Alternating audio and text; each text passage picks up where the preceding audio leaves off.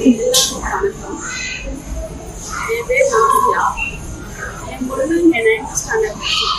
ஒவ்வொரு கிளாஸுக்குமே ஒவ்வொரு camera fit பண்ணியிருக்காங்க. என்னென்ன கிளாஸில் நடக்குது அப்படிங்கிறத ஃபுல்லாகவே ஆஃபீஸில் உட்காந்து ஃபோக்கஸ் பண்ணி கவனிச்சுருக்காங்க. ரெஸ்ட் ரூம்லாம் நீட்டாக இருக்கும். எக்ஸ்ட்ரா கரிக்குலர் ஆக்டிவிட்டிஸ் எல்லாம் இப்போ நிறையா தான் கண்டக்ட் பண்ணியிருக்காங்க. ஒவ்வொரு கிளாஸுமே ஒவ்வொரு கிளாஸ் பிள்ளைங்களுக்கு ஃப்ரீயாக கிளாஸ் எடுக்காங்க. ஏதாவது டவுட்னா கூட அதை உட்காந்து சொல்லி கொடுக்குறாங்க.